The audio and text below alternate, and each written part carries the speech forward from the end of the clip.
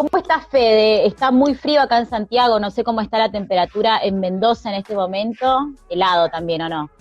No tanto, no te creas. Es un día soleado, día Ajá. invernal, está un poco fresco el aire, pero muy soleado. Así que está lindo. Bi- Bueno, buenísimo entonces, me alegro. A cuidarse, ¿eh? A cuidarse ahí todos en la casa, por favor. La cosa está complicada, hablando un poco de la pandemia, que de alguna manera también es el tema que nos convoca, que tiene relación con tu último aporte, para Ofelia. La situación está complicada en Argentina, en Chile lo sabemos muy bien. Esta peste, de alguna manera, ¿no? Generando cierta analogía, nos ha transformado de forma notoria la vida cotidiana, ¿no? Muchos hábitos, muchos cambios, una nueva manera, ¿no? De vivir la vida, y de una manera, y de aparte de una forma sorpresiva, ¿no? Porque uno de pronto no está muy acostumbrado a este tipo de cambios y ahora nos toca experimentarlos en conjunto. ¿M? Eh, Decime. No, no, sí, sí, coincido con vos que es algo inédito. Una crisis pandémica de esta magnitud, pues es global, ¿no? Ha habido otras crisis de epidemias o de pandemia en la historia, pero esta es la primera que tenemos de esta globalidad, ¿no? Que afecta a todo el mundo y con cuarentenas o medidas de aislamiento masivo en todo el mundo, ¿no? En el pasado eso se daba en un país o en una región, en una ciudad, en una provincia, pero ahora es algo, ¿no? Mundial, eso es Sí. algo inusitado y bueno, sí, la verdad es que uno no deja de sorprenderse todos los efectos que esto tiene a nivel sociológico, eh, va mucho más allá de lo sanitario, ¿no? Uno Sí. no puede quedarse en el análisis de las estadísticas de salud solamente, sin desmerecerlas, por supuesto, los contagios, las muertes, pero además los Lo, cambios, lo, lo, como bien decía, en la vida cotidiana, ¿no? Todas las sí, mutaciones que está habiendo en lo económico, en lo social, en lo cultural, en lo político, sí. en En la lo vida espiritual. cotidiana, en lo espiritual también, sí, sí. Eh, Eso es realmente algo inédito. Estaba leyendo hace unos días que va a haber que hacer el recuento a fin de año, por supuesto, como siempre se hace con las estadísticas, pero ya se sabe que hay un aumento importante de los suicidios en todo el mundo, y también del consumo de antidepresivos. Ha crecido muchísimo el consumo de antidepresivos a nivel mundial. Y eso es preocupante, tiene que ver con el encierro, ¿no? Lo que produce. Pensemos en cuántas personas que esta pandemia las ha sorprendido solas en su casa, ¿sí? Muchas personas mayores sobre todo, ¿sí? Eh, Personas que son además las que están más obligadas a permanecer en encierro, ¿no? Por estar en un grupo de riesgo. Personas Exacto. de más de 65 años, 70 años, que algunas viven en pareja por ahí con su marido, con su compañera, pero muchas de estas personas ya son viudas, ¿sí? Es decir, es muy común ¿no? el fenómeno de gente mayor que vive sola, porque los hijos ya se fueron y porque el compañero o la compañera falleció. Entonces, muchas personas mayores que viven solas, totalmente solas. Pensemos en esas personas que han tenido, que en Argentina, por ejemplo, ya llevamos como 4 meses de encierro y bueno, esas personas que la pandemia las sorprendió de esa manera, no la están pasando bien, ¿no? Yo he estado leyendo y eso es algo que preocupa, las personas mayores, que son además, como decía, las que más obligadas están a permanecer en Permanecer aisladas. recluidas. Claro, por su edad, porque por ahí tienen alguna patología, alguna enfermedad, bueno, eso digo, por dar un ejemplo, y a eso agreguémosle el teletrabajo, que es algo que me preocupa mucho. Estresa y agobia de forma particular, y a vos también te atraviesa en lo personal, ¿no? Porque como docente tenés que estar ahora también incursionando en estos terrenos, ¿no? De cumplir con todas las obligaciones laborales, pero hacerlo desde la casa. Sí, es eso yo te diría que es lo más preocupante para mí de toda la pandemia, más incluso para mí que me animaría a decir que toda esta catástrofe, que no la niego a nivel de salud, es cómo el capitalismo va a avanzar sobre los derechos laborales. Cuando salgamos de esto no va a haber una vuelta atrás en todo, y la precarización se va a agudizar, ya se está agudizando, y el teletrabajo es algo que facilita, creo que no terminamos de tomar dimensión de cómo el teletrabajo facilita la precariedad. Facilita la precarización laboral. Sí, porque cuando vos trabajás en una oficina, supongamos, ¿no? Hay un horario, te lo pueden extender un poco, decirte hoy trabajar un poco más, pero hay un momento en que vos te vas de la oficina. Pero cuando vos estás en tu casa, ¿sí? Se hace muy difícil la regulación de la explotación patronal, es decir, es como que esta sensación de que está siempre disponible, ¿sí? El trabajador, la trabajadora está siempre disponible, se cree eso. No se respetan los horarios, es muy preocupante para mí el deterioro que va a haber. Vos fíjate cómo está creciendo además todas estas empresas como las que hacen, reparto a domicilio, ahora se me fue el nombre. No me puedo acordar, pero bueno, las que hacen... hay un montón de aplicaciones donde pedís no solamente comida, sino que te lleven a tu casa, chicos en bicicleta, en auto, chicos y grandes, digo. Sí. Exacto. Bueno, las condiciones de trabajo de toda esta juventud que vemos, que te traen productos que uno compra en bicicleta, es tremendo. Ya ha habido varios muertos en Argentina en accidentes de chicos que tuvieron un accidente por el nivel de frenesí que tiene su actividad laboral, ¿no? Con la presión de tener que cumplir, entregar los repartos en cierto horario, andan por la calle con las bicicletas corriendo de acá para allá, y ya hubo varios casos de chicos y chicas accidentados y digamos con resultados fatales, ¿no? Por este crecimiento que hay de la precarización laboral asociada con este contexto de pandemia, donde todo ahora es compra por internet, encargos a domicilio, el delivery, etc. Y bueno, vos decías también el caso de los docentes también, por supuesto, la educación es muy preocupante, está avanzada sobre la presencialidad, porque ya se está advirtiendo que las autoridades escolares en Argentina y en otros lugares del mundo también van a utilizar esta crisis una vez que ya haya pasado para avanzar sobre la educación a distancia. Yo personalmente tengo una visión muy crítica sobre la educación a distancia. Yo sigo creyendo en que el contacto cara a cara entre docentes y estudiantes es algo vital. No se puede sustituir, no se puede reemplazar de ninguna manera. Sí, exacto. Entiendo que en una circunstancia, en un momento coyuntural, por una crisis, transitoriamente se puede utilizar una educación, recursos propios de la virtualidad o plantear una educación a distancia, pero ya pensar eso como algo definitivo, y eso es lo que preocupa, ¿no?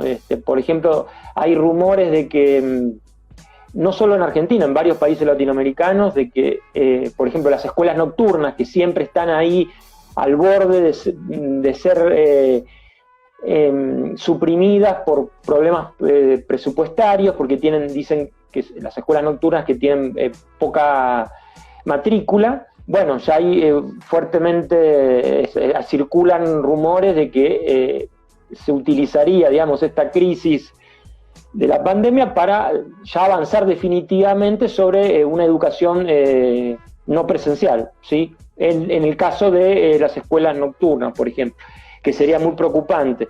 Y bueno, el capitalismo, digamos, yo no soy de los que tengo una visión conspirativa sobre la pandemia, pero sí creo que una vez desatada esta situación, el capitalismo saca partido, aprovecha las circunstancias para hacer cosas que tenía ganas de hacer desde hace bastante tiempo, ¿no?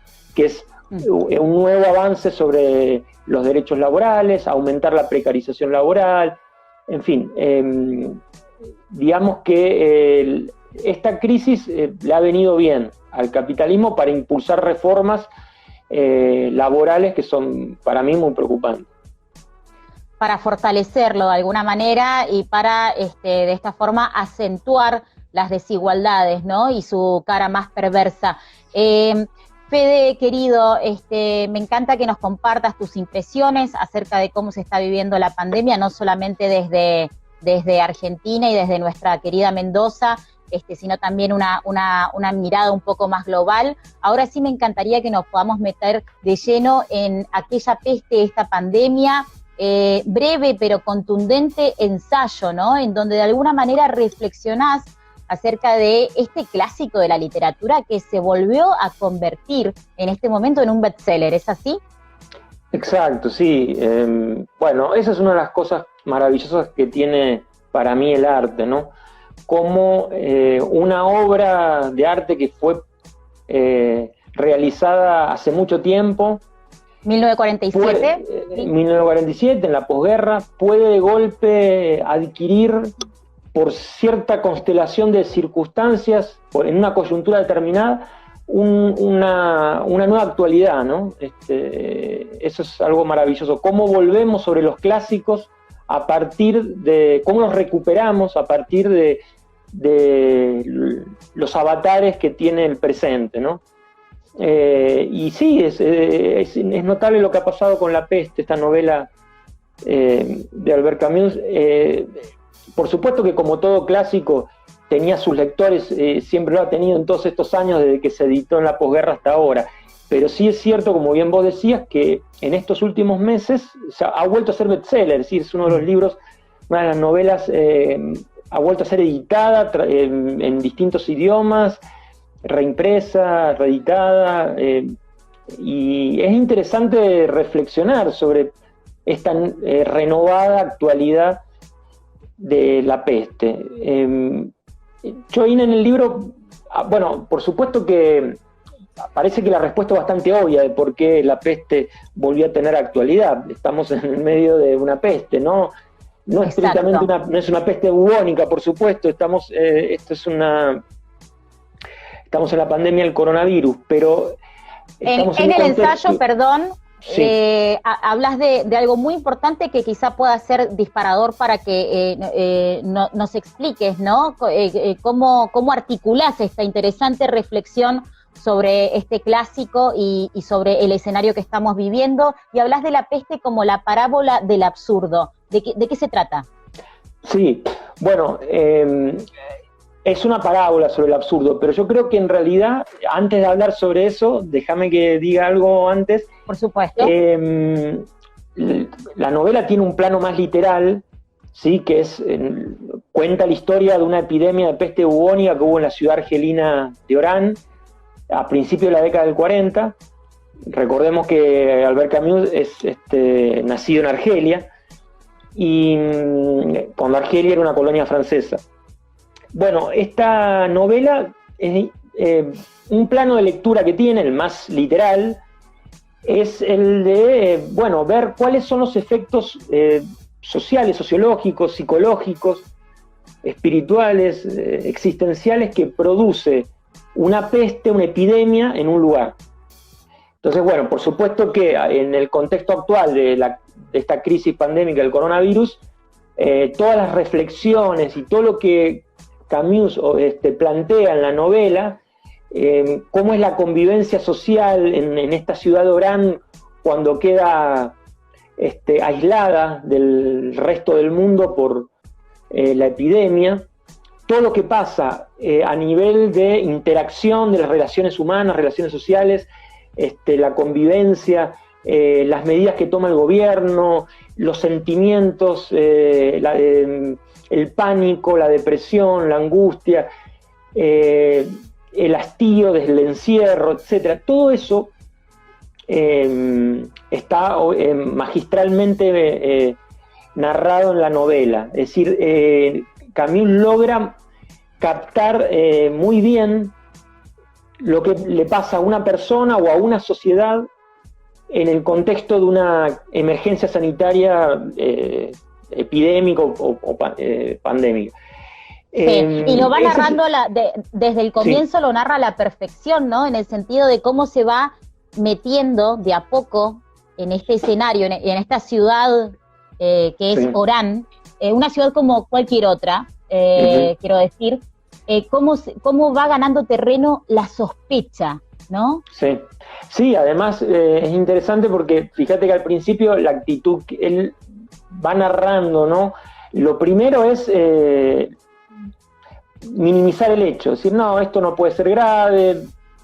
Después empieza a aparecer ya una situación no de negación, pero sí por ahí de perplejidad, y después ya de cierta preocupación, después de pánico, después ya de histeria colectiva. Es decir, bueno, sí.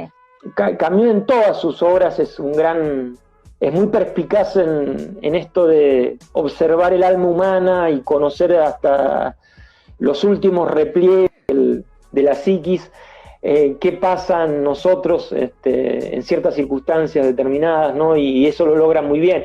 ¿Qué pasa cuando empiezan a acumularse los muertos y empiezan a crecer las estadísticas? ¿Qué pasa cuando el muerto ya no es alguien anónimo, sino alguien cercano? Una cosa es que se muera 50 personas de un barrio al cual vos nunca fuiste y que no conoces a nadie, y otra cosa es que se te muera una sola persona cercana, un familiar.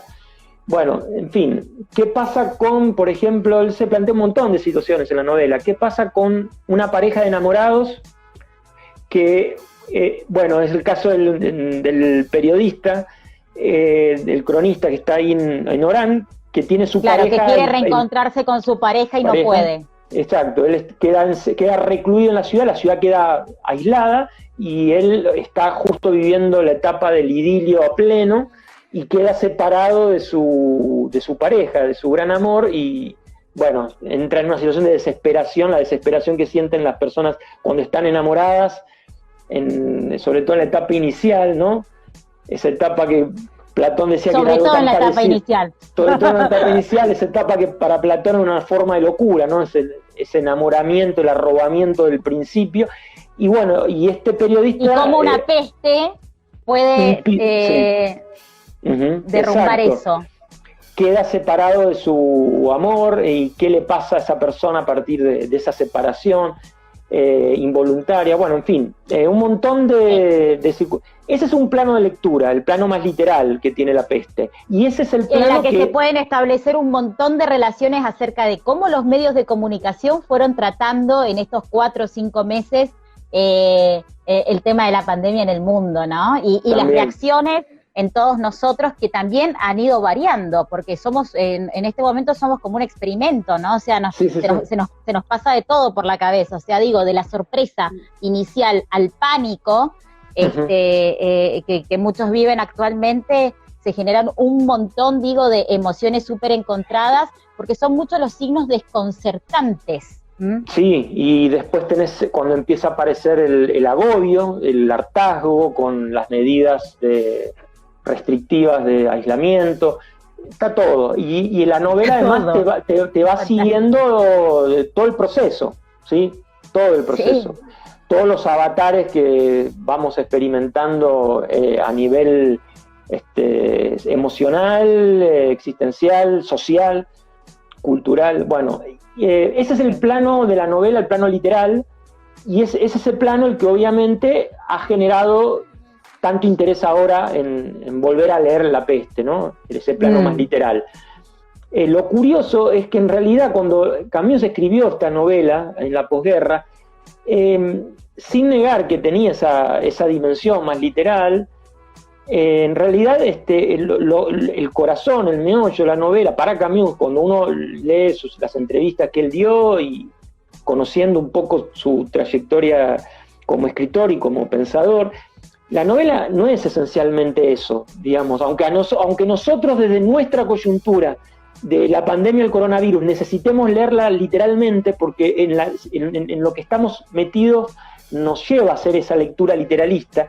La realidad es que no, que la novela no es esencialmente, no tiene que ver con una epidemia, con esto. Es una parábola sobre el absurdo, como bien vos decías.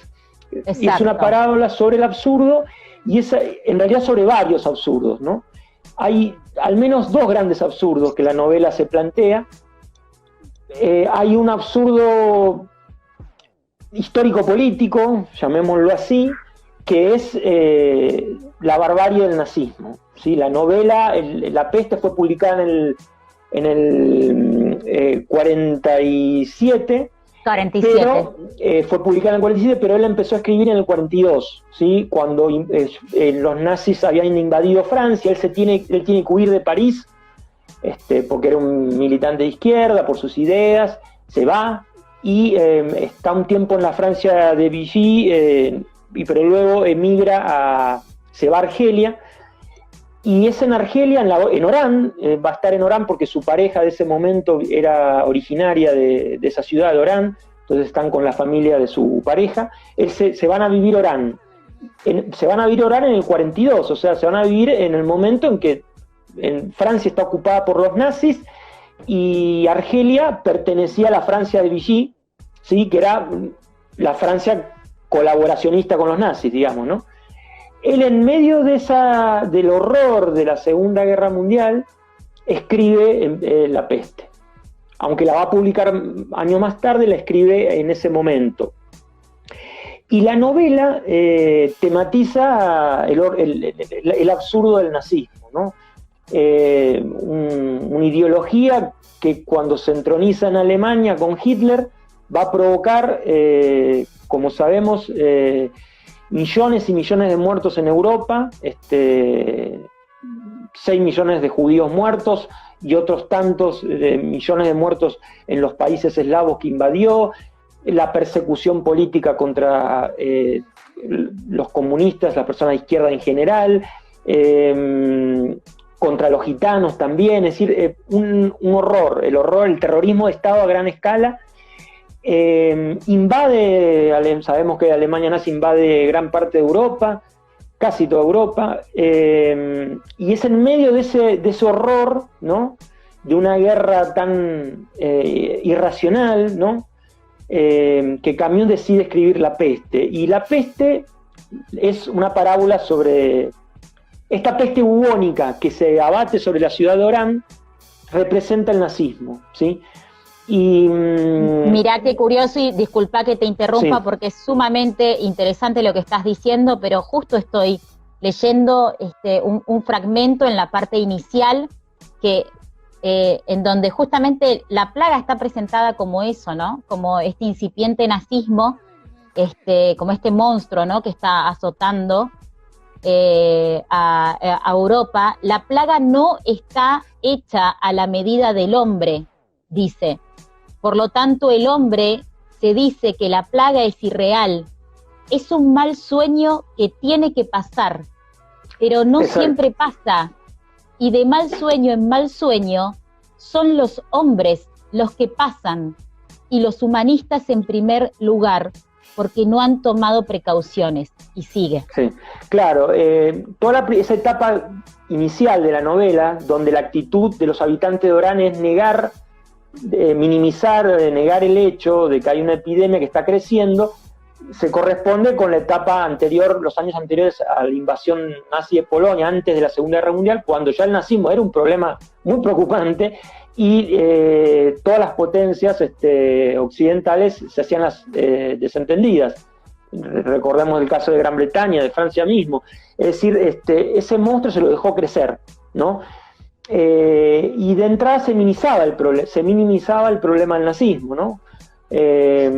Había toda una serie de elementos, indicios que mostraban que eso era cada vez un problema más serio, más grave, y Europa Occidental se tardó mucho tiempo en tomarse en serio el nazismo, ¿no? Y cuando se lo tomó ya era tarde, ¿no? Ya va a costar una guerra, la guerra más sangrienta de la historia, con millones y millones de muertos, la Shoah, ¿no? El holocausto judío, en fin. Entonces hay un paralelismo ahí todo el tiempo de lo que va pasando con la peste bubónica en la ciudad de Orán con lo que pasó con el nazismo en Europa, ¿sí? De entrada, minimizar el hecho, negarlo, una actitud, podemos decir, negacionista. Después ya, ante la realidad, ante la cruda realidad de los hechos, bueno, obviamente empiezan a haber cierta preocupación, bueno, pero ya es muy tarde. Cuando viene la preocupación y el miedo ya no se hizo lo que se tenía que hacer, y luego viene, obviamente, el horror, ¿no?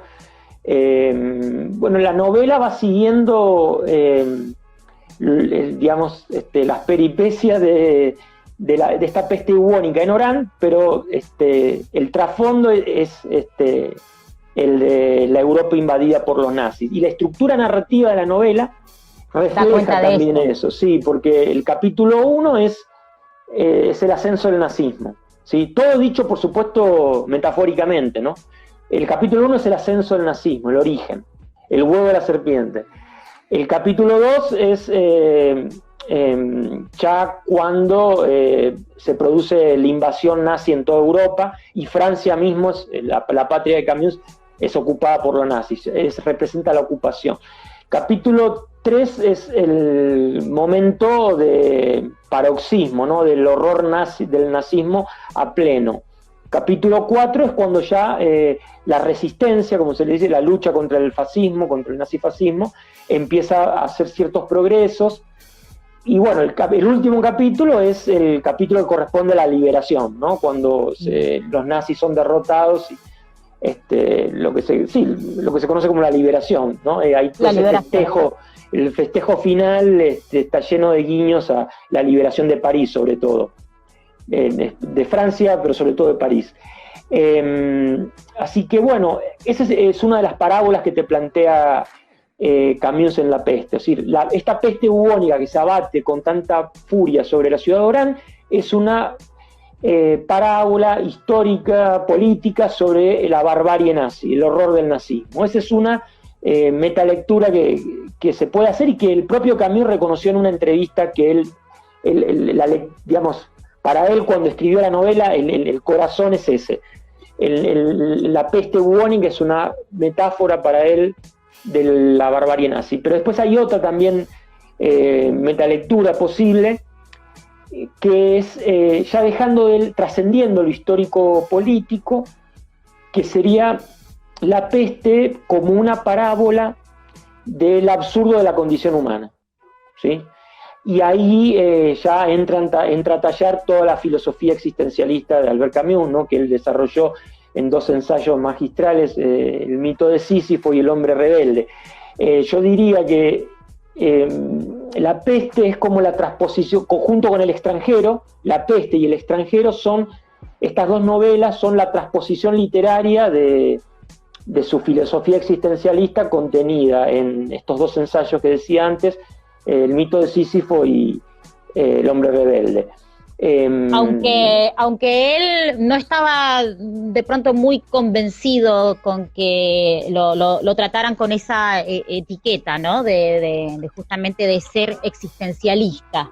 Sí, es cierto, pero bueno, ahí entra una discusión semántica, ¿no? Yo creo que sí, que él es un autor existencialista. Entiendo las razones que él tenía por ahí para que no le gustara ese rótulo, porque dentro del existencialismo es un mundo y hay muchas corrientes y muchos autores, y él quiso marcar distancia con otras corrientes, con otros autores, pero yo viéndolo en retrospectiva y teniendo en cuenta incluso el clima de época y toda una serie de elementos, a mí me parece que sí, que es un autor existencialista, porque es un autor que se plantea de lleno la cuestión de la existencia humana, ¿no?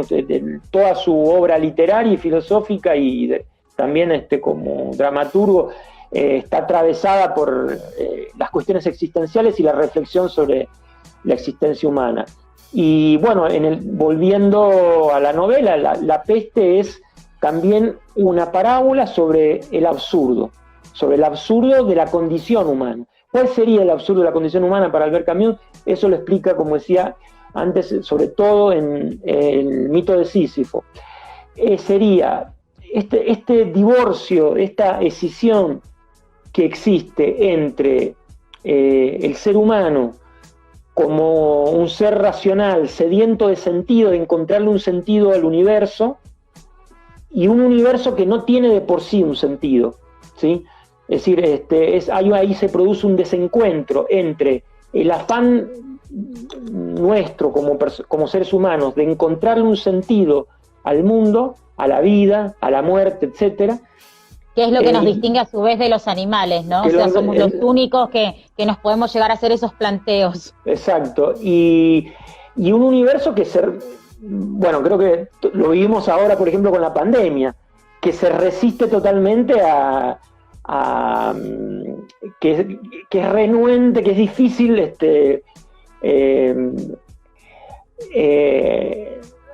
abarcarlo de una manera, desde un pensamiento racional. Todo el tiempo nos suceden cosas en la vida personal y en la vida colectiva que son bofetadas a ese afán de sentido que tenemos como seres racionales, ¿no? Y el caso emblemático es, por supuesto, y esa es una marca del existencialismo, el problema de la muerte, ¿sí? Saber que vamos a morir, ¿no? Saber que vamos a morir y que todo lo que hacemos, los afanes que tenemos, un historiador en escribir un libro de historia, o vos como editora de una revista de arte, de golpe un día nos morimos y se acabó, ¿no? Y bueno, eso digo, es el absurdo de saber que nos vamos a morir, ¿no? El absurdo de las guerras, el absurdo de tantas calamidades que nos suceden todo el tiempo, ¿no? Pensemos, por ejemplo, en la crisis ecológica tremenda en la que está sumido el mundo, el calentamiento global, el cambio climático, las guerras. Nosotros nos escandalizamos por las muertes por coronavirus, pero siguen muriéndose muchísimas más personas por otras razones, por ejemplo, enfermedades diarreicas asociadas a la pobreza. La principal causa de muerte en el mundo siguen siendo las muertes ligadas a la pobreza, chicos y niños que mueren por diarrea por no tener acceso al agua potable, por ejemplo, ¿no? Es decir, son muchas más las muertes que se producen en el mundo por enfermedades completamente evitables relacionadas con la pobreza que por el coronavirus. Y eso es una cosa completamente absurda, ¿no? Es un absurdo que en un mundo como donde hemos alcanzado un desarrollo económico y tecnológico como el que hemos alcanzado, sigan muriéndose personas por desnutrición y por un montón de enfermedades que se solucionarían solamente con agua potable, por ejemplo. Es un horror, pero hay que decirlo, es decir, se mueren millones de personas en el mundo todos los años, muchas más que por coronavirus o por otros virus, por no tener agua potable, por situaciones extremas de pobreza, etcétera, desnutrición. Eso es un absurdo, ¿no? Bueno, y la razón choca contra eso. Nosotros queremos encontrarle un sentido al mundo, pero bueno, vivimos en un mundo muy complicado, ¿no? Y ahí se produce un divorcio, un desencuentro entre la razón sedienta de sentido y el sinsentido inherente al universo. Y bueno, toda la literatura y toda la filosofía de Camus giran en torno a eso, al problema del absurdo.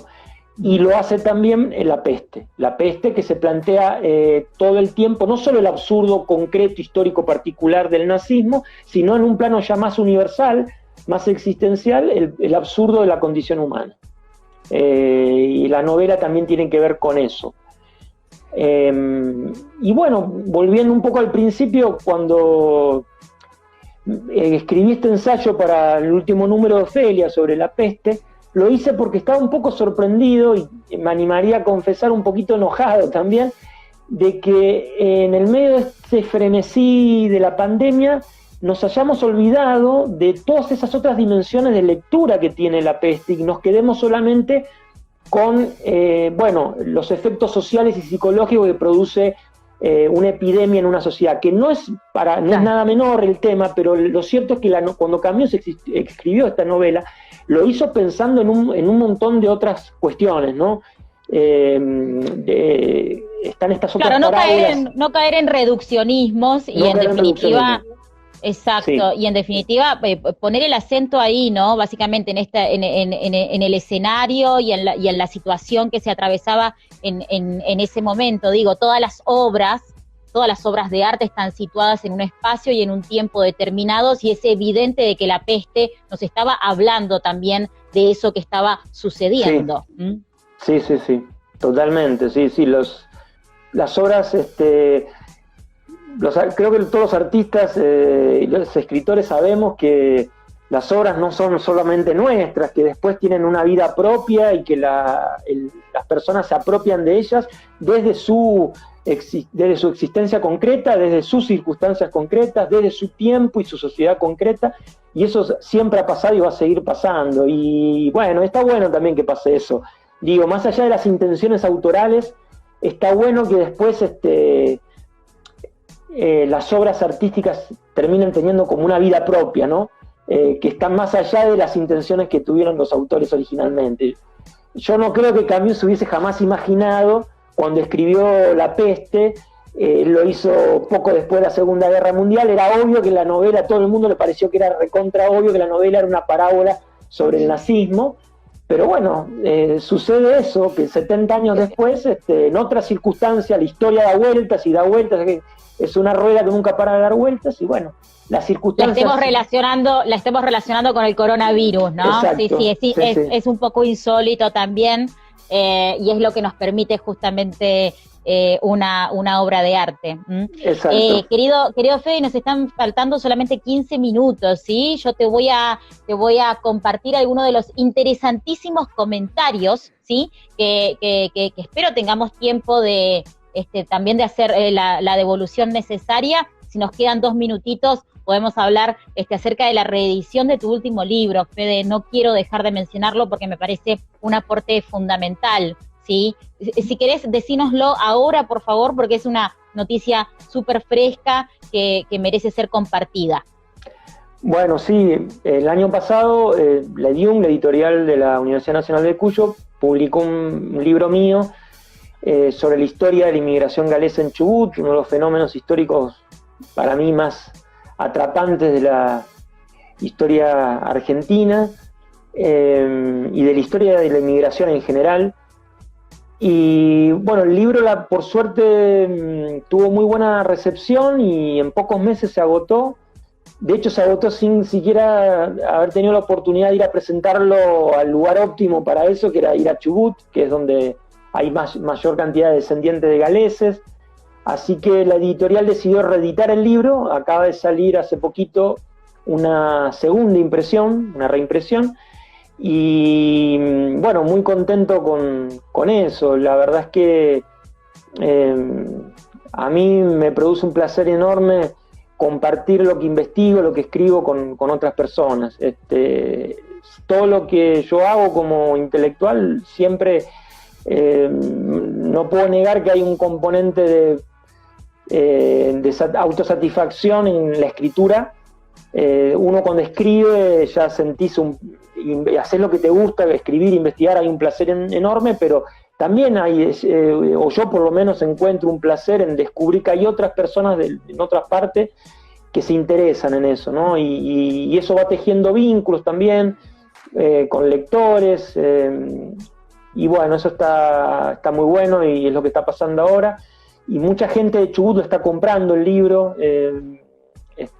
Así que el libro va camino a agotarse otra vez. Ya se vendió casi la mitad de la nueva tirada. Así que si sigue así, ¡Feliz! Yo creo que muy contento. Sí, va a haber que sacar una tercera impresión, me parece. Bueno, me encantó. Dijiste algo que me da pie justamente para preguntarte otra cosa. Y ahora sí, después voy a pasar a leer los comentarios de nuestra audiencia. el placer de pronto poder compartir la actividad intelectual y darnos cuenta de que hay otras que nos leen o con las que se pueden compartir inquietudes, gustos, intereses. En este caso sé que estás en un proyecto muy ambicioso, sumamente interesante, pero no lo estás llevando a cabo solo. Estás también trabajando con Horacio Silva, si no me equivoco, de la Patagonia, ¿verdad? Corregime si... Sí, es con Horacio Silva, pero el libro no es sobre la Patagonia en este caso, sino es sobre un autor anarquista, un gran escritor, periodista y dramaturgo argentino, que vivió, escribió, luchó en la primera mitad del siglo pasado, Rodolfo González Pacheco, un autor para mí poco conocido, injustamente poco conocido. Se lo conoce más, sí, en el ámbito del teatro, es uno de los grandes dramaturgos de la historia del teatro argentino, pero no es esa tanto la beta que a mí me interesa, la de dramaturgo, sino más bien su beta como autor de unas prosas breves que él llamó carteles. Los carteles son unos textos maravillosos, muy sui generis, muy difíciles de catalogar, eran unos textos donde él combinaba la columna de opinión con la prosa poética, el panfleto revolucionario, el ensayo filosófico, una cosa ecléctica, textos breves que él fue publicando en La Antorcha y otros periódicos anarquistas donde él escribía. Y bueno, con Horacio, este historiador amigo mío, Horacio Silva, discípulo de Osvaldo Bayer. Sí, discípulo de Osvaldo Bayer. Sí, vive y trabaja en la Patagonia, ¿eso es cierto? No, es de San Rafael, vive él.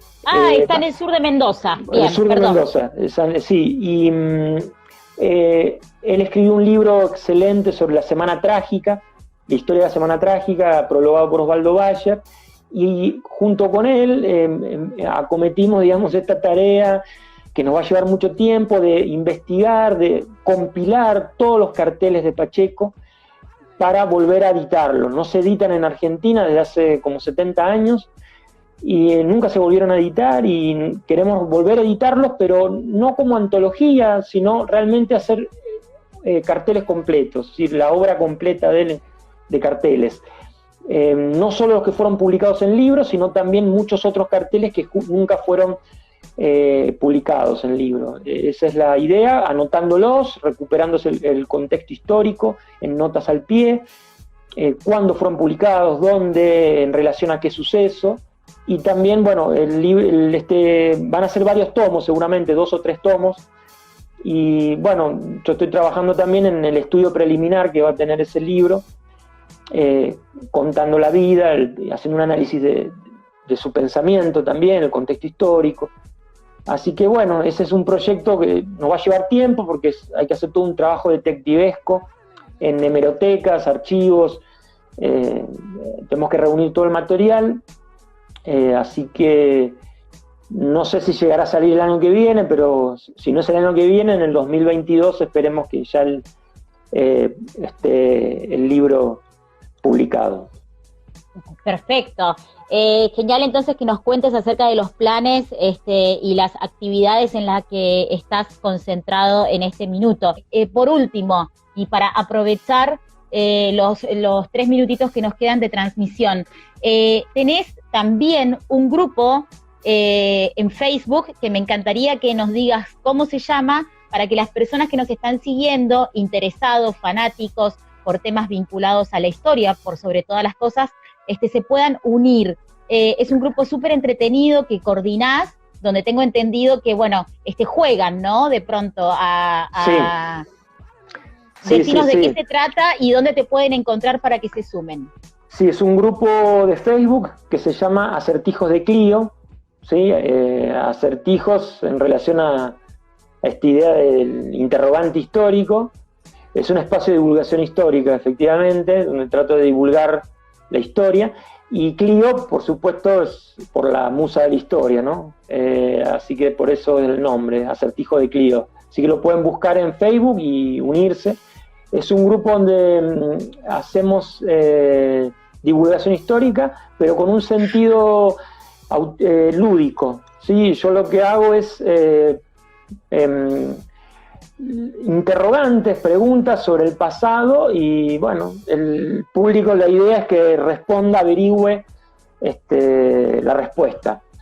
La idea es un poco jugar, combinar el juego, el entretenimiento con la historia, pero también con el rigor histórico y el autodidactismo también, ¿no? Porque hay una apuesta que cada uno aprenda. Los acertijos son como disparadores para que la gente se lance se sumerja en la historia. Es decir, es como los acertijos buscan ser como estímulos, ¿sí? Estímulos para que a partir de algo que es un relato histórico que yo hago, la gente se enganche y empiece a leer e investigar por cuenta propia. Ese es un poco el espíritu que tiene el espacio. Sí, bien, un aporte súper valioso, sí. Acertijos de Clio. Ahí se los voy a anotar para que no dejen de buscarlo en Facebook y se puedan sumar a la propuesta que coordina Federico Mare, a quienes están viendo y escuchando. Fede, ¿me estabas diciendo algo? No quiero interrumpirte, perdón. No, más que nada era aclarar que cuando creé Acertijo de Clio, era de superar un poco esto de la tradición de las trivias, estos programas de televisión de preguntas y respuestas, como en su momento los más viejos se podrán acordar, Odol Pregunta, o más recientemente Pasapalabra. Esos programas televisivos donde se hacen preguntas puramente memorísticas y muy sonsas sobre la historia. Y yo lo que quería era lograr, sí, obviamente, lograr una combinación entre lo histórico y lo lúdico, pero lograr realmente una comprensión histórica más profunda del pasado y que no quedara en una pregunta sonsa como, por ejemplo, ¿qué famoso general francés fue derrotado en la batalla de Waterloo? Y que 500 personas de Acertijo de Clio se abalancen sobre el celular y escriban Napoleón. No sirve para mí eso. La idea es, porque la idea es preguntar algo que las personas no sepan. Muchas veces en las trivias, para mí se comete el error de preguntar algo que todo el mundo ya sabe. Y se genera una lógica competitiva que es, como todo el mundo sabe la respuesta, o muchas personas saben la respuesta, el juego consistiría en quién logra publicar primero la respuesta. Para mí eso no tiene ningún sentido. Acertijo de Clio lo que busca es hacer preguntas difíciles, ¿sí?, que la mayoría no sabe, y es a propósito eso. Es precisamente, yo busco preguntas difíciles que nadie sepa, que la mayoría no sepa, para que eso genere una búsqueda. La idea es que los acertijos sean un puntapié que lleven a las personas a hacer una indagación, una búsqueda, una investigación. Siempre el trato de que los acertijos tengan una respuesta que se pueda encontrar en internet, pero que no sea esas preguntas como te daba el ejemplo antes, ¿no? ¿Qué famoso general francés fue derrotado en la batalla de Waterloo? Es algo que vos lo googleás en Wikipedia y tardás 15 segundos hoy día con un celular, estás en el micro, supongamos. Claro, buscás Waterloo y ya te sale, no tiene sentido ya. Aparte es una cosa, primero, que es muy fácil, y segundo, que no contribuye a expandir los horizontes de comprensión del pasado. Yo lo que trato de hacer con los acertijos es de que no quede todo reducido a un dato anecdótico, sino que ese dato anecdótico sea como la punta del iceberg, o la punta de un ovillo, mejor dicho, me gusta más esa metáfora, la punta de un ovillo que le permita a las personas empezar a investigar y a conocer el pasado. La idea es que se conozca y que se comprenda el pasado. Entonces, los acertijos, es más, cuando las personas que se sumen los lean, va a ver que no hago una pregunta en seco, no es que digo qué famoso, vuelvo al ejemplo, qué famoso general francés, no, sino que primero hago un relato yo. Hay todo un texto que yo escribo. Exacto. Para poner un contexto histórico, y la pregunta está al final. Hay un desarrollo, desarrollo. Hace 3 días atrás planteaste un acertijo para el grupo acerca de Edelmiro Mayer, ¿sí? Nos estamos refiriendo... Edelmiro Mayer, sí. Ajá, sí. exacto, nos estamos refiriendo a, Sí. bueno, mediados del siglo XIX, y es cierto, escribir todo un texto... Claro. Y la pregunta está al final. Claro. Al final hay una pregunta. Y la pregunta está al final. Sí. Exacto, pero la idea es que haya un desarrollo, claro. Un relato que aporte un contexto histórico, que aporte un contexto. Claro. Porque en las trivias lo que sucede es que es una pregunta sin contexto. Y la historia es contexto, o sea, y la esencia de la historia es poner en contexto los hechos. Esa es la gracia de la historia. Y te cuento, les cuento también al público feliano cómo surgió Acertijo de Clio. En realidad empezó a surgir cuando yo era un niño.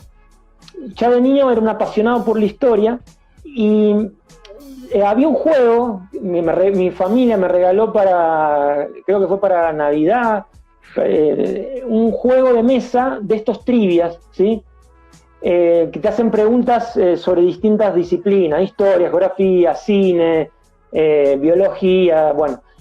Y me acuerdo que ese juego era un juego de un tablero que vos tenías que ir avanzando con una ficha, bueno, tirando los dados y te hacían preguntas. Ese juego a mí me fastidiaba muchísimo, porque era un juego puramente memorístico, donde había preguntas muy tontas sin contexto, y a mí me enojaba mucho ese tipo de juego. De chiquito, naciste para ser historiador. Sí, me frustraba mucho ese juego, porque para mí la historia era otra cosa, era comprender el pasado, sumergirse en el pasado, y eso era una cosa, me frustró mucho ese juego. Entonces de grande quise crear un espacio donde fuera posible aunar la divulgación histórica con el juego, pero donde realmente hubiera una comprensión del pasado, una puesta en contexto de los hechos. Y así es como surgió Acertijo de Clio. Es como una versión 2D, se dice, mejorada, de las viejos trivias, ¿sí? De los viejos juegos de trivia que me parecían muy sonsos. Y así nació Acertijo de Clio. Fue una rebelión, digamos, rebelión contra los juegos de trivia. Claro, un juego crítico. Un juego con una postura mucho más crítica que los tableros de mesa que nos regalaban cuando éramos niños. Exacto. Pero respetando lo lúdico, respetando el juego. Hay un juego, eso sí. Muy bien, interesante, importante, porque eso justamente nos conecta al conocimiento desde otro lugar, ¿no? Sumamente atractivo. Le quiero agradecer a todas las personas que nos acompañan. Camila Rebeco les está hablando, directora de Ofelia, y a quienes están viendo, aparte del equipo. Federico Mare es historiador y es ensayista, nació en Buenos Aires, pero está radicado en la ciudad de Mendoza desde hace muchos años. 2002, ¿verdad?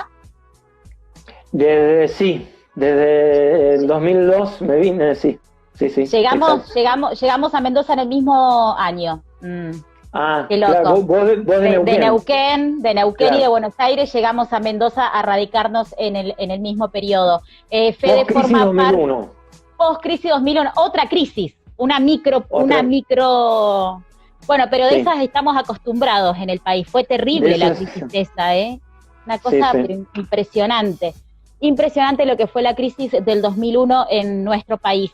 ¿De qué hemos estado hablando con Federico durante la hora anterior? Básicamente de su último aporte, que van a poder descargar de forma libre y gratuita a través de revistaofelia.com. ¿De qué habla? Bueno, se refiere a La peste, este clásico de la literatura publicado a mediados del siglo XX, obra existencialista, por supuesto, y de alguna manera estuvimos hablando del contexto en el que se escribió esta novela, ligado, por supuesto, al nazismo, y de los paralelismos que se han estado tejiendo, sobre todo ahora, que de alguna manera genera relaciones entre esa novela, ¿no? Por supuesto, y la situación pandémica que nos toca vivir. Mirá, acá yo estoy leyendo, yo la empecé a leer, estoy haciendo la tarea, quiero que sepan, la empecé a leer. Está muy bien.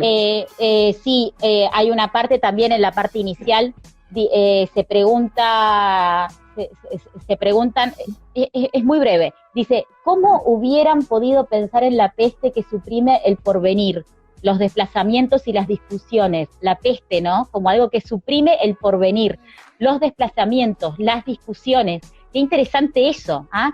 Digo, la peste no solamente es la peste, no solamente genera muerte, genera también la muerte de la libertad, en esta restricción del desplazamiento, ¿no? Genera también una limitación en relación al futuro. Los planes se estancan, entonces estamos como en un eterno presente. Eso genera mucha angustia, ¿no? Porque nos están privando de algo que parece inherente a la naturaleza humana y anula también la discusión, ¿no? O de pronto la torna reiterativa, también angustiante, agobiante.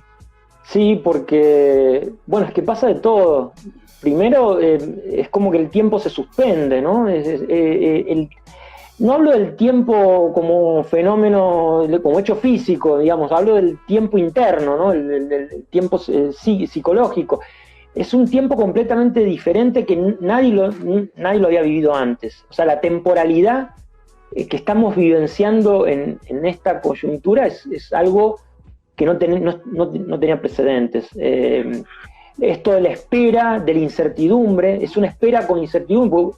Hay esperas que vos, con certidumbre, vos podés esperar algo que sabés que va a ocurrir tal día. Nosotros estamos ahora esperando que termine una pandemia, pero no sabemos bien cuándo va a terminar ni de qué manera va a terminar, ¿sí? No sabemos. ¿Qué mundo nos va a dejar? Exacto, o sea que es un... Exacto, entonces no es solo la espera, es una espera difusa, una espera difusa porque no se sabe los tiempos de esa espera, no se sabe cuál va a ser el desenlace de esa espera, entonces ahí ya no es solo espera, sino que es espera e incertidumbre. Sí. Entonces, no sabemos cuándo vamos a meter a nuestra Ofelia en la imprenta, por ejemplo, entre tantos otros dramas que están sucediendo. Vamos a leer los comentarios, ¿sí? Vamos a leer los comentarios de la gente. Los comentarios que quedaron de la conversación anterior son los siguientes. Silvia Mena nos está saludando, muchas gracias.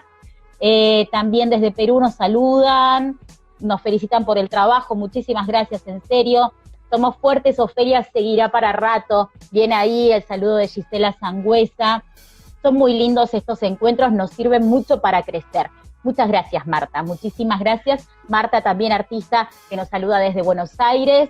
Ahí le contesté a Silvia, gracias por su interés en formar parte del grupo Ofelia. Es un momento ideal para que nos puedan ir mandando los portafolios y sus trabajos a través de las redes sociales, porque estamos seleccionando a los a los pintores que queremos estén con nosotros en la revista del mes de diciembre y en la revista de marzo del año que viene, ¿sí? Viva el arte por siempre, dice Lema Encinas. Nos saludan también desde Brasil, Daniel Ferreira. Muchas gracias, Daniel, por estar y por acompañarnos siempre, ¿sí? ¿Qué más? Nos acompañan también desde Paraguay, desde Buenos Aires, nos dicen ahí, nos informan que es un lindo día con sol y lo lindo es que también acá en Santiago ha salido el sol. Buenísimo. Estaba muy nublado. Sí, ahí se ve. Estaba nublado, ahora sí, ha salido el sol. Siempre sale el sol. Yo no sé si es demasiado optimista mi comentario. Para un historiador como vos, escéptico. No, bueno, pero déjame hoy ser optimista, que acá tengo un sol hermoso y vos lo tenés también ahí. Hay que suspender un poco a veces el escepticismo para seguir adelante con la vida, ¿no? Yo creo que, bueno, Camus se lo plantea, ¿no? En sus obras está. A veces hay un error con el existencialismo, ¿no? ¿Cuál es el error que hay con el existencialismo? Se sabe que el existencialismo tiene como un elemento troncal la conciencia de la muerte, de la fragilidad de la muerte, ¿no? La conciencia de la fragilidad y la finitud humanas. Pero de eso no se deduce un pesimismo en realidad, sino que Camus lo veía de otra manera, que era precisamente como sabemos que nos vamos a morir, sabemos que somos frágiles y seres frágiles y finitos. Bueno, hay que vivir la vida, o sea, hay que vivir la vida intensamente, ¿no? y además la vida breve la brevedad de la vida es lo que le da belleza para mí, ¿no? Yo creo que la vida es breve porque tiene un final. Si la vida no tuviera un final, no sería bella porque no tendría intensidad. Lo que hace que la vida sea bella es que es intensa. Y para que la vida sea intensa tiene que tener un final. Si la vida, pensemos en la situación de una vida que no terminara nunca. Una vida que no tuviera un final, perdería intensidad. Claro, Borges lo explica a la perfección en un cuento. Uh-huh. Sí, esto ya yo le recomiendo, a veces que hay que volver a los clásicos.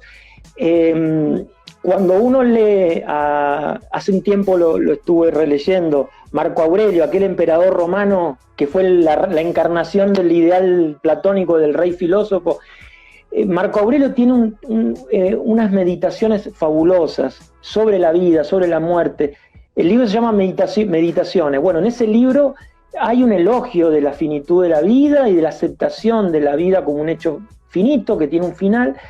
Y Marco Aurelio nos enseña muchas cosas sobre el valor que tiene una vida finita, frágil. Hay mucha sabiduría en nuestra condición mortal, quiero decir. Es decir, la mortalidad, reconocer que la vida termina, no es para nada algo, digamos... Trágico, en el sentido estricto del término. Exacto, no, es algo, es entender, primero es aceptar lo que somos, ¿no? Es aceptar lo que somos para mí. Yo lo veo desde mi perspectiva, por supuesto, existencialista. Y esa aceptación no la hago con resignación, y eso quiero decir, no la hago con amargura, con resignación, con derrotismo, la hago también con alegría, porque entiendo que la vida, al ser breve, al ser finita, le da una perspectiva hermosa, le da belleza. Es como digamos, lo que tantos poetas han dicho sobre las rosas, ¿no? Desde Góngora y tantos otros, ¿no? Que el secreto de la belleza de la rosa es que sabemos que es algo frágil y finito, ¿no? Una rosa, la flor me refiero, es algo que gran parte de su encanto está en esa fragilidad y esa finitud que tiene, ¿no? En poco tiempo la rosa se empieza a secar, se le empiezan a caer, bueno, es parte de lo que somos y yo creo que hay que aceptarlo. Yo diría, la vida es bella porque tiene un final. Eso, la vida es bella porque tiene un final. Excelente, voy a continuar con los comentarios. Nos dicen desde Perú, Lema Encinas, esta pandemia no podrá con el arte, con la pintura, con la creación, con la sensibilidad y con la pasión, la esencia espiritual del artista que comparte con su entorno. Muy cierto, Federico, también en un ensayo, recuerdo que para Ofelia número 2, si no me equivoco, hablaste justamente de cuál era el sentido del arte, ¿no? Girando en torno a estos temas, ¿sí? Sí. La cuestión no es en absoluto, digo, ¿para qué el arte? Bueno, para todo esto. Sí, ese ensayo yo le tengo, quiero decirle a la gente, al público ofeliano, que yo le tengo un cariño especial a ese texto porque ese texto se llama ¿Para qué el arte y para qué Ofelia? ¿No? Y en realidad son dos preguntas que se resumen en una sola, porque Ofelia es arte. Entonces, para mí, cuando le puse ese título, lo que yo quise expresar en ese título era que esa certeza general que yo tenía se traducía en una certeza particular, concreta, que era ese compromiso que yo había asumido con el proyecto tuyo, Camila, de una revista de arte que se hace a pulmón. El responder para qué Ofelia es responder para qué el arte, y responder para qué el arte es responder para qué Ofelia, porque Ofelia es una revista de arte, es una revista que se plantea, para mí, es algo que vos lo hacés siempre en las entrevistas que haces, vos en las entrevistas que le haces a los artistas, nunca te reducís solamente a hacer preguntas sobre tal o cual aspecto técnico, que por supuesto el aspecto técnico es un aspecto muy importante del arte, pero también ahí siempre afloran en tus preguntas a los artistas y las artistas cuestiones que tienen que ver con lo social, con lo político e incluso con lo existencial, ¿no? Aparece siempre la vida, la muerte, el para qué el arte, el sentido, la búsqueda del sentido. Y el arte yo creo que es una instancia privilegiada para la creación de sentido. Y retomo ahí la tesis troncal del existencialismo ateo de Albert Camus, del que estuvimos tanto hablando hoy. Decíamos que el absurdo, esa experiencia de incertidumbre y de angustia que nos acompaña a todas las personas, producto de este choque entre nuestra razón sedienta de sentido y el sinsentido íncito del mundo, ¿qué hacemos frente a ese choque, a ese desgarramiento entre la búsqueda del sentido y un mundo que no lo tiene per se, en sí mismo?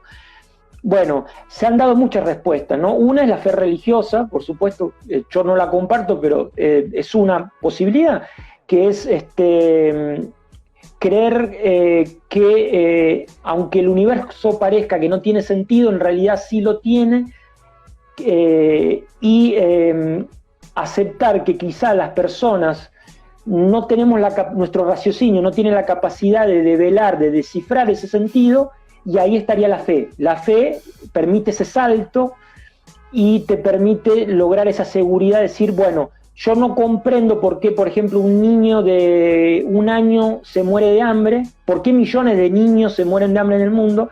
No logro, desde mi raciocinio, no lo logro entender cómo es posible que un niñito se muera de hambre, porque todavía ni siquiera, digo, desde la perspectiva religiosa, llegó a pecar, digamos, ¿no? Porque a veces se ha justificado de las religiones la muerte o el dolor diciendo es un castigo divino. Pero en un niño, es lo que plantea Dostoyevsky en Los Hermanos Karamazov. ¿Qué pasa cuando muere un niño de meses, de 1 año, que no tuvo ni siquiera oportunidad de cometer ninguna falta? ¿Qué hacemos, digamos, antes? Bueno, la religión claro, lo que dice... ¿Qué pasa ahí, no? Claro. La presencia del mal, o sea, ¿qué sucede ahí? Bueno, la religión lo que dice es, Dios tiene sus razones. Nosotros como seres humanos, como criaturas imperfectas, no logramos discernir, saber cuál es esa razón, es un misterio, pero vos tenés que creer, tener confianza en Dios, tiene que haber una razón para eso, todo tiene una razón. Dios sabe las razones, pero las razones de Dios son inescrutables. Esa es la respuesta de la fe religiosa. A mí no me cierra eso, sinceramente, porque implica lo que se llama el sacrificio del pensamiento crítico, el pensamiento racional crítico. No puedo yo aceptar eso de que me digan, hay una razón, pero no se sabe cuál es. Eso para mí vulnera un poco lo que para mí es un elemento esencial en la condición humana, que es el pensamiento racional crítico. ¿Y qué es lo que plantea el existencialismo ateo frente a eso? Ante el problema, digo, del absurdo. El mundo no tiene un sentido en sí mismo, es cierto eso, el mundo no tiene un sentido en sí mismo, pero nosotros se lo podemos dar. Ahí viene el aspecto luminoso del existencialismo, y ahí aparece el arte, porque el arte, junto con la filosofía, junto con el amor, junto con la política, son formas de crear sentido, de producir sentido. El mundo no tiene un sentido en sí mismo, nosotros no hay un sentido que se pueda descubrir, porque no hay un sentido ahí esperándonos ahí afuera. Pero que el hecho de que no haya un sentido per se en el mundo que nosotros tengamos que descubrir es precisamente algo maravilloso, porque nos da a nosotros la posibilidad de crearnos nosotros mismos, autogestionarnos, si se me permite la palabra, autogestionarnos la producción de sentido. Puesto que el mundo no tiene un sentido en sí mismo, yo le voy a dar un sentido al mundo. ¿Cómo se lo doy ese sentido? A través de la reflexión de la reflexión filosófica, a través del arte. El arte, que para mí me animaría a decir que el arte es la forma máxima, suprema de creación de sentido. El arte, por eso es algo tan maravilloso, y por eso para mí el arte como persona que tiene esta concepción, el existencialismo ateo, el arte es algo tan importante, porque para mí el arte es mi manera de darle un sentido al mundo. Ante el hecho de ver que el mundo no tiene un sentido, yo me rebelo ante ese absurdo, y a partir del arte, de la filosofía, creo un sentido, le doy yo un sentido. Yo diría que el arte es un oasis de sentido en el sinsentido del desierto, ¿sí? Me gusta pensar el arte, la filosofía, disculpa, el amor también, la política en el sentido profundo, en el sentido solidario, la utopía, como oasis de sentido, en un mundo que podemos decir que es el mundo del absurdo, ¿no? Del sinsentido del desierto. Exactamente. ¿Para qué el arte? ¿Para qué Ofelia? Fue el ensayo y el aporte súper valioso de Federico Mare, que salió publicado en Revista Ofelia número 2, también disponible a través de la página. Y solamente para completar lo que has expresado con muchísima claridad, me gustaría citar esta parte del ensayo que dice: el arte como ámbito especialmente adecuado y propicio para la significación de la vida y de la muerte. Y sigue: la praxis estética como instancia clave de la semiosis lenitiva desde y contra el absurdo, ¿sí? Lo explica ahí a la perfección, y de alguna manera también nos permite darle mucha más solidez al comentario excelente de Lema Ancinas desde Perú, ¿no? En relación a que la pandemia esta no podrá contra el arte, ¿no? De ninguna manera. También nos están escribiendo desde Mendoza, otra pintora, Alicia Groisman, dice, tengo 77 años de experiencia. Cuando comenzó la pandemia tenía 40 años de espíritu, y hoy estoy con 30 años de espíritu. Hay que ver lo positivo, dice. Bueno, sí, por supuesto, hay que ver lo positivo, claro que sí, aunque también cuestionarse y plantear preguntas, ¿no?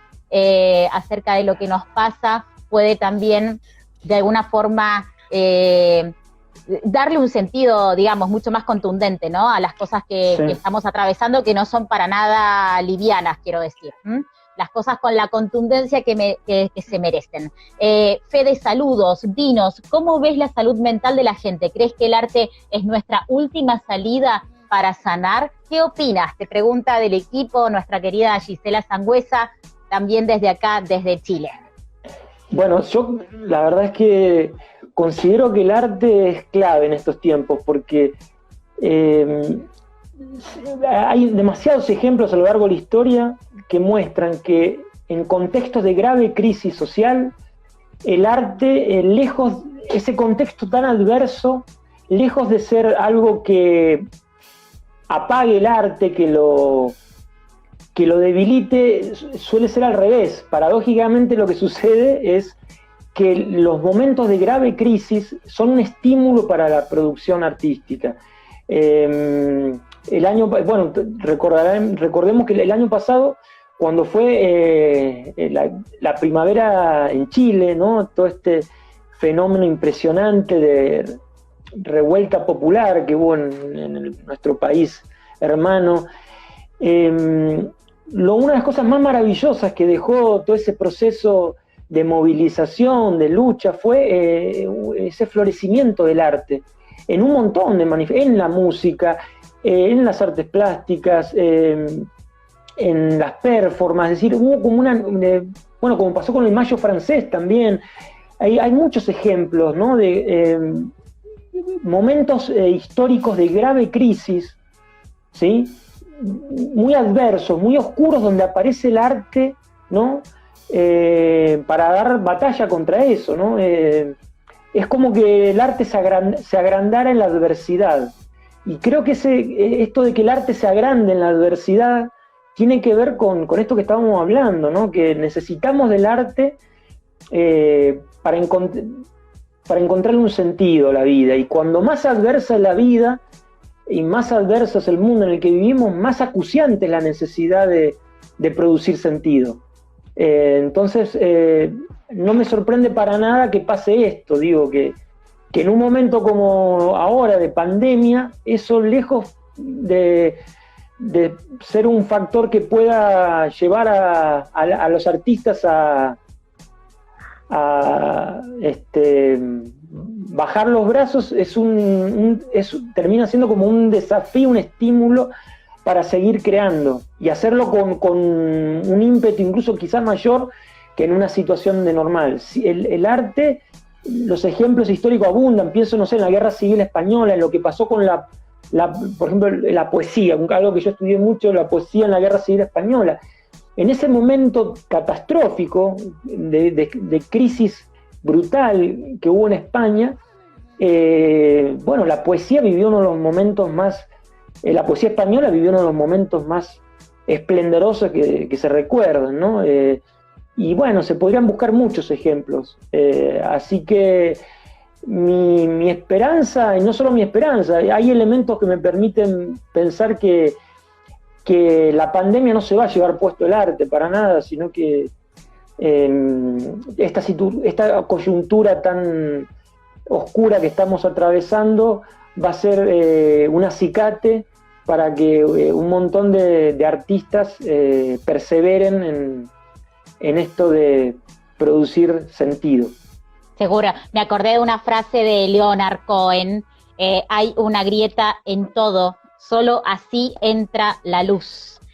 Voy a seguir con los comentarios de nuestra querida audiencia, ¿sí? Inspirados hoy el día sábado, han escrito de todo.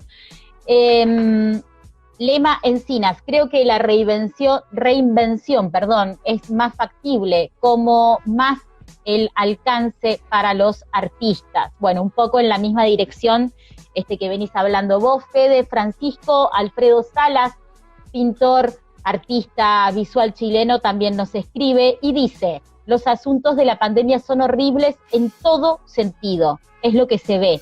Lo del teletrabajo, que hablabas al comienzo, comentario además autorreferencial, ¿no? Es lo que a vos te está tocando experimentar en esta situación de pandemia.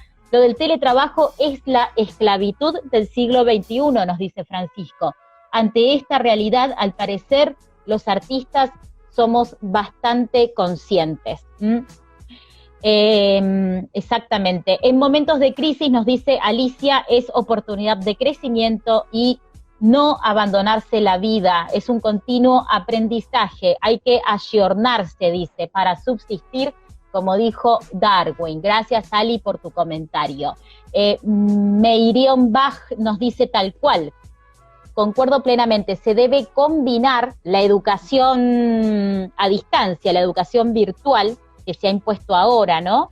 Pero sin resignar la educación presencial, nos dice también en relación a lo que comentábamos al comienzo y esta necesidad de que, si bien es importante que las instituciones educativas sumen herramientas ligadas a los nuevos soportes tecnológicos para cumplir con ciertos objetivos, el contacto humano y todo lo que significa ser parte de un aula, de estar en los pasillos de una universidad, sí, etcétera, sabemos que son fundamentales, ¿no? Es un valor agregado tremendamente crítico, porque justamente también en el vínculo se generan reflexiones y se generan comunicaciones sumamente importantes, que va más allá de los libros, digo, ¿no? Y que también es conocimiento. Sí. Es que es con todo, en todas las dimensiones de la experiencia humana, lo virtual no es lo mismo que lo real. En el amor, digamos, en todo, en la amistad, no es lo mismo conversar con un amigo personalmente que a través de una pantalla. Por supuesto que yo no es que estoy en contra de que haya los avances de las nuevas tecnologías, pero a mí lo que me preocupa es que cuando pase esta crisis se quiera hacer reformas tendientes a establecer de manera ya definitiva la educación virtual, la educación a distancia, porque recordemos que es algo que al capitalismo le conviene porque le permite ahorrar costos, básicamente, ¿no? Pensemos además que ahora con esto del teletrabajo, una de las consecuencias negativas que tiene es, por un lado, ya lo dijimos, esto de que no hay horario ya, ¿no? No hay horario, pero además muchos insumos del trabajo los termina pagando el propio trabajador en vez de la empresa, ¿sí? Por ejemplo, los docentes, ahora que tenemos que dar clases de manera virtual, ¿quién paga la factura de internet? Exacto, todo eso, digamos, como se dice en la jerga económica, el teletrabajo permite externalizar los costos, ¿no? Es decir, las empresas transfieren muchos costos que tienen a los trabajadores, ¿sí? Los chicos que están haciendo ahora repartos, por ejemplo, ¿no? Que ha crecido muchísimo el delivery. Bueno, la bicicleta no se la da a la empresa, la bicicleta es propia, es decir, hay un montón de herramientas de trabajo que en este nuevo contexto son los propios trabajadores los que tienen que sostenerlo eso, ¿no? Es un caso claro los docentes, lo que está pasando. Seguramente. Los gastos que están habiendo por la conectividad, el internet, etcétera, todo eso son gastos que tiene que pagar el docente de su bolsillo, ¿no? Y bueno, eso digo es algo preocupante Sí. que después la crisis pandémica se lo utilice para avanzar sobre la precarización laboral, ¿sí? Y la precarización laboral implica esto de que se pierden los horarios, implica de que el propio trabajador tiene que pagar de su bolsillo los instrumentos de trabajo, las herramientas con las que trabaja. Eso es preocupante.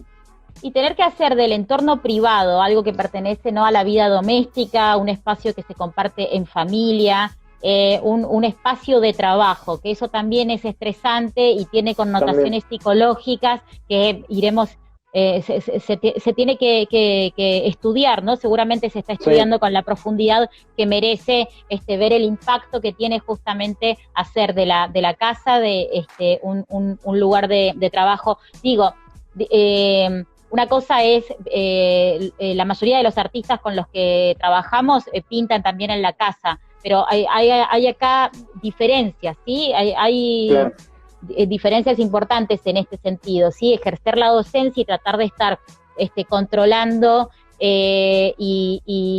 los trabajos, los deberes, las tareas de 35 chicos desde la casa, es otra cosa, digo. Claro, sí, totalmente. Vamos a continuar, Fede, querido, con los mensajes, porque no vamos a tener tercera vuelta, ¿viste? Todo tiene que tener, la vida es finita, claro, la vida es finita, los encuentros, Ofelia, también. Nos quedan solo 20 minutos, vamos a seguir compartiendo los comentarios súper interesantes que nos hacen llegar. Hasta ahora yo he visto más máscaras pintadas, que es más cercano a la moda, nos dice Francisco. Excelente, nos dicen, un enfoque superficial. ¿Qué opinión tienes al respecto? Bueno, lo hemos estado charlando, Francisco. También se pueden comunicar con Fede por interno y hacerle llegar también sus inquietudes, por si nos quedamos con falta de tiempo, sepan disculpar. La pandemia del pánico, nos dicen desde Perú. La peste se escribió en el contexto de la ocupación alemana en Francia. La extrapolación a la actualidad es sanitario y político, nos dice Gonzalo Espinosa. Gracias por tu comentario. Todo es muy actual, dice Francisco. Deslumbramiento, nos dice Alejandro. Gracias, Ale, ahí por estar. Conejillos de India, exacto, somos conejillos de India.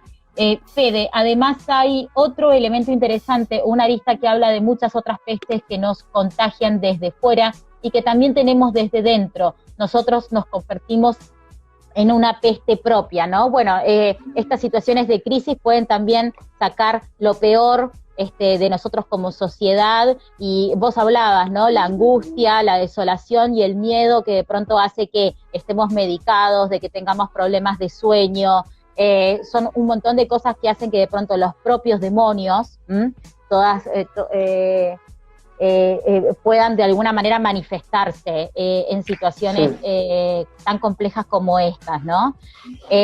Nos está saludando también Iván, muchas gracias por estar. Alejandro Luis Parisi nos dice, justo en los tiempos en los que las ideologías de ultraderecha están retornando en Europa y en América, ¿no? La aparición de la relectura de la peste, quiero decir. Hoy se permiten desarrollar las ultraderechas aliadas al neoliberalismo, completa de esta manera Parisi su comentario, muchas gracias. Son las conveniencias económicas de la guerra, nadie lo dice, pero esa es la peste, el ser humano y sus ambiciones, nos dice Francisco Alfredo Salas. Seguramente estoy de acuerdo con tu apreciación. Camus fue capaz de escribir y producir en pleno desastre de la peste y sus consecuencias, nos dice Jaime desde Perú. No son solo los nazis, esa es la expresión de un poder. ¿Qué hay de la peste yanqui? No, se pregunta y de alguna manera comparte su inquietud con nosotros Francisco. Pero la expansión es diferente que el virus, nos dice Anto desde Valparaíso, grabadora. Lo leí, está muy bueno el análisis que hizo, se está refiriendo a tu ensayo publicado en Revista Feria número 6. Interesante charla, saludos a ambos, gracias por el tema, nos dice la pintora mexicana Susana Salinas, a quien saludo especialmente. ¿No es Ofelia un ejemplo de encontrar un sentido a la vida? Se pregunta Jaime desde Perú. Gracias Camila y su genialidad que nos permite conocer a los artistas, ¿sí? Encontrar ese sentido. Bueno, muchas gracias. Es una tarea la de comunicar justamente, ¿no? La de vincular, poder de alguna manera generar redes que nos permitan compartir ciertas apreciaciones. Así que bueno, gracias por los comentarios. Todo tipo de arte es valorable para cuando ya no estemos, dice Marta, en relación a la finitud de la vida, que la obra de arte no se va, ¿no? Esa sí que no muere. Sí, esa es una forma que a mí me gusta como ateo de entender un posible más allá, que no es metafísico y que tiene que ver con la memoria de quienes quedan, ¿no? Esa forma de paraíso me gusta. La memoria de mis seres queridos o de mis semejantes. La memoria de mis semejantes es una forma de paraíso frágil también, porque los semejantes también algún día se van a morir y con el paso de las generaciones quizás ya nadie se acuerde de mí, pero no pretendo tampoco el eterno recuerdo. Claro, exacto, pero sí ya es algo muy bello saber que cuando uno ya no esté va a haber otras personas que se acuerden. Y esa es una forma de paraíso que me gusta, que es frágil y precisamente por esa fragilidad que tiene, porque no será eterna, pero precisamente en eso hay algo atractivo, me parece, ¿no? Es una forma de trascendencia profana, mundana, que me seduce, la memoria de mis semejantes. Lindo, el legado, ¿no? Dejar algo. ¿Qué opinas de la pieza de arte intervenida, mejorada? Ejemplo de eso las encuentras en las obras arquitectónicas de conocidas civilizaciones, te pregunta Gisela. No sé si la pregunta se refiere a algo en particular o en general. Me parece que algo en general. General, sí, yo estoy,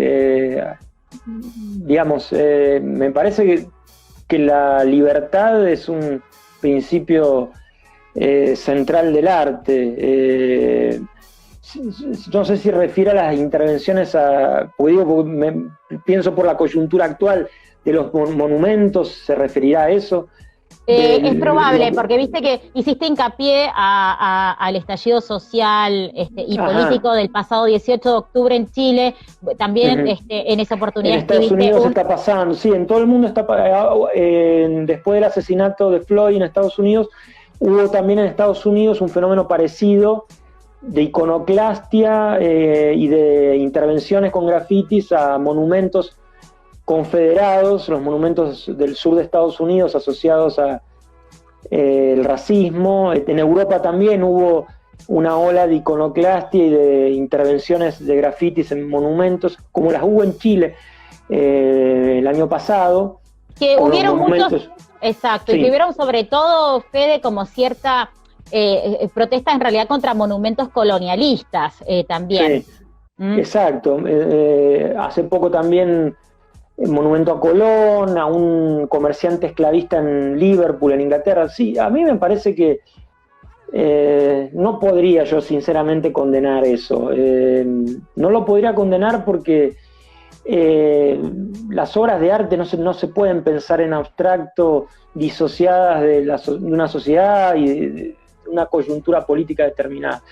Yo entiendo que muchos de estos monumentos que se han intervenido, no todos, pero tienen calidades estéticas dispares, pero en algunos casos sí, son obras que tienen un valor estético, pero entiendo que esa obra significa algo que hace imposible para las personas que han sido víctimas de esa opresión no querer intervenirlas. Es muy difícil, por ejemplo, para personas afrodescendientes del sur de Estados Unidos que han sido víctimas de la barbarie, de la violencia del Ku Klux Klan, por ejemplo, tolerar que haya un monumento a un prócer de la guerra de secesión ligado a la esclavitud, como el general Lee, por más que la estatua la haya hecho un gran artista francés, ahí en Richmond, la capital de lo que era la antigua Confederación, hay un monumento, una estatua ecuestre al general Lee, que es un símbolo muy fuerte de la segregación racial en Estados Unidos. Entonces es muy difícil para mí pedir que esas obras se mantengan de manera impoluta, sin una intervención, sin grafitis. La asociación es tan fuerte con ese pasado horroroso de racismo, de segregación racial, de violencia, de Ku Klux Klan. Es muy difícil para mí pedir al pueblo, cuando se enfurece, cuando hay una rebelión, que se respete eso. Sí.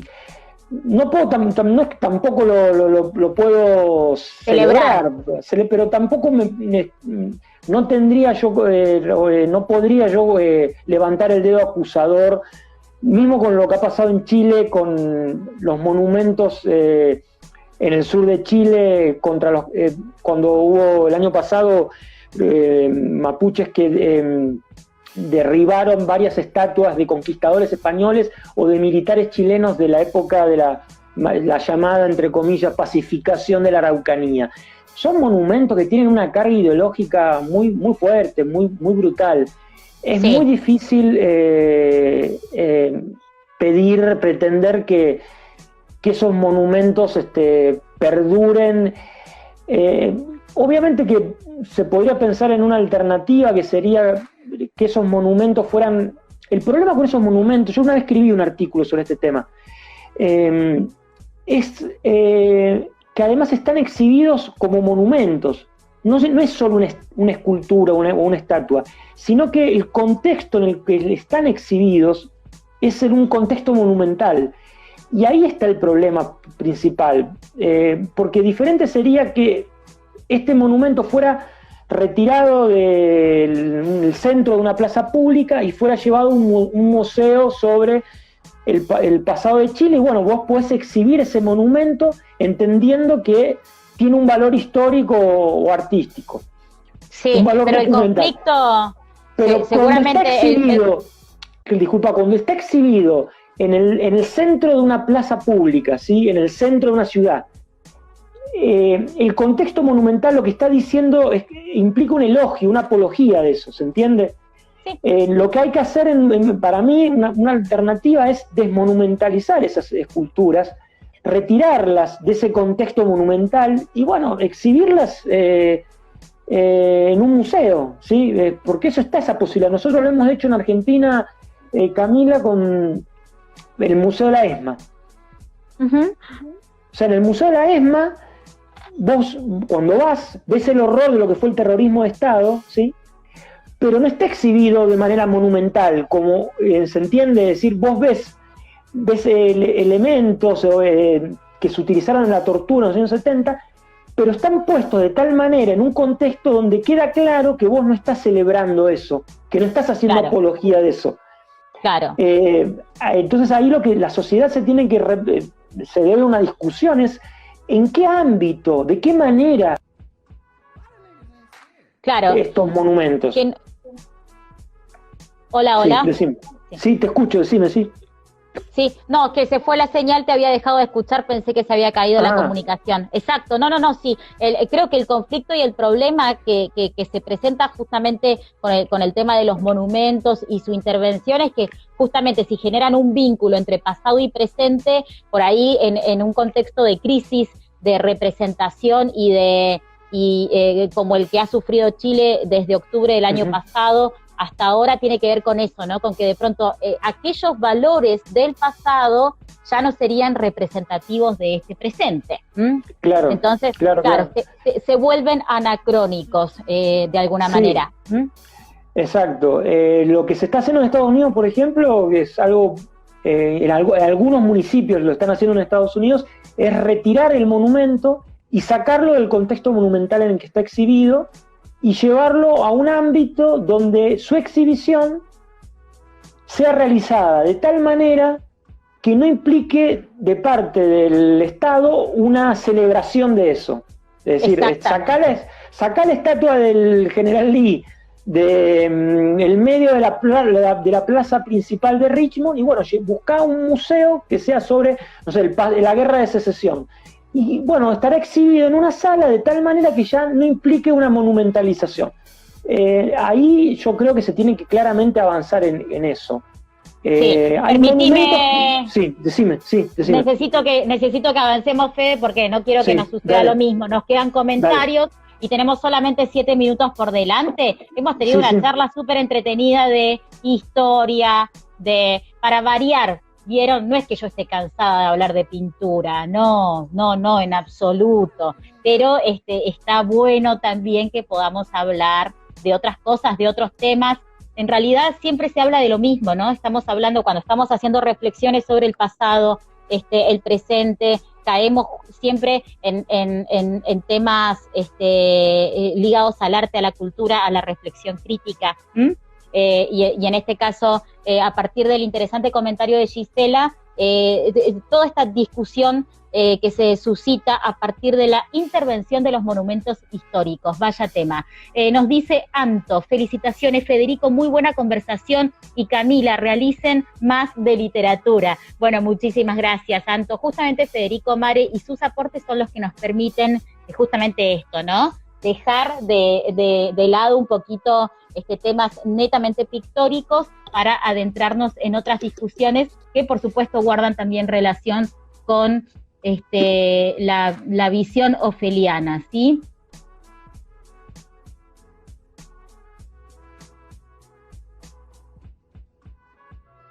El conflicto es en la calle, nos dicen. Concuerdo con vos, Federico, debe estar en el ámbito pertinente, ¿no? Haciendo relación, restauración. Bueno, sí, los restauradores de arte están trabajando muchísimo, justamente, sí. Bien, me encantaron los comentarios, gracias, porque me encanta esto de que estemos un sábado a la hora de la siesta, Fede, hablando de estos temas. ¿Qué te parece? Estamos transgrediendo a... Total. Sí, sobre todo no sé en Chile, pero aquí en Mendoza sí, la siesta, sobre todo los fines de semana, es bastante fuerte y sagrada, y aquí la estamos profanando con gusto, porque estar hablando con vos y con todo el público ofeliano para mí es un placer. Bien, para mí ha sido un placer, querido Fede, lo tengo que reiterar, del equipo de Ofelia, ¿sí? Del staff, figura fundamental de este proyecto editorial que hacemos con tanto cariño desde Argentina y desde Chile. Han podido tener la oportunidad de acompañarnos en estas 2 horas de charla con Federico Mare, historiador y ensayista. Todos los aportes de Federico se pueden encontrar en los diferentes números de Ofelia y también a través de la página web. Los ensayos más extensos de Fede están justamente en la página web de Ofelia. Así que quiero agradecerles enormemente a todos el acompañamiento, ¿sí? Ha salido el sol en Mendoza y también acá en Santiago de Chile, ¿sí? Hemos hablado de existencialismo, pero también me permito de alguna manera pensar en esto, ¿no? Que siempre de alguna forma sale el sol y estos encuentros, Ofelia, de alguna manera quieren ir en esa dirección, ¿ah? Quieren ser encuentros para compartir los temas que nos interesen con ustedes, ¿sí? Que están en sus casas acompañándonos. Gracias en serio por estar y por sus comentarios. Querido Fede, la palabra es toda tuya, el micrófono es todo tuyo. Federico Mare, 4 minutos para que cierres, para que concluyas, para que te despidas y para que después te puedas ir a dormir la siesta. Bueno, me gustaría decir que estoy trabajando en un escrito sobre la peste de Camus, porque el que escribí para el número de Ofelia, obviamente por darse en el marco de la revista fue breve y me quedaron muchas cosas en el tintero, así que aprovecho, Cami, para contarte a vos y contarle a todo el público ofeliano que en un tiempito más voy a publicar en la página web de Ofelia un ensayo extenso, como los que suelo publicar en Ofelia, con la paciencia de Camila, que tiene que editarlos, textos largos, pero creo que está bueno también que haya textos de más extensión. Y ahí voy a ampliar bien toda la beta existencialista e histórica de la novela de Camus, de La Peste, un texto mucho más completo que el que salió en el último número de la revista. Era comentarles eso, anunciarles eso y también contarles que estoy trabajando en la ampliación de un ensayo que publiqué hace un tiempo atrás en una revista peruana sobre la película Midsommar, la última película que hizo Ari Aster, un ensayo en la línea de Zizek, estos ensayos que buscan de alguna manera amalgamar la reflexión filosófica con el análisis sociológico, el pensamiento político también, tomando como disparador una película. Como hace Zizek, hice algo parecido con esta película de Ari Aster, que está ambientada en Suecia, que trata un fenómeno muy interesante de nuestro tiempo, que es el neopaganismo nórdico. Y propongo una mirada crítica. Ese texto ya salió publicado, decía, en esta revista peruana, en Poliantea, pero estoy trabajando en una ampliación, una corrección, para que salga publicado en Ofelia. Así que eso también, espero que en un tiempito salga publicado este texto en Ofelia, ¿sí? El de La Peste y de Midsommar, la película de Ari Aster. Esperamos ansiosos, por supuesto, esos nuevos aportes para Ofelia, Federico. Bueno, y invitar a todas las personas que nos han estado escuchando que en la página web de Ofelia, ahí ya hay como 15 textos, creo que lo que más o menos saqué la cuenta, ya son unos cuantos. Buscan tender un puente entre el arte, la historia, la filosofía, a veces la política también. Hay 20 segundos, Fede, 20 segundos. Bueno, nada más, esa invitación y agradecerte a vos por esta charla y a todas las personas que estuvieron del otro lado siguiéndonos. Muchísimas gracias. Y esperemos estar en contacto en otro encuentro ofeliano dentro de un mes.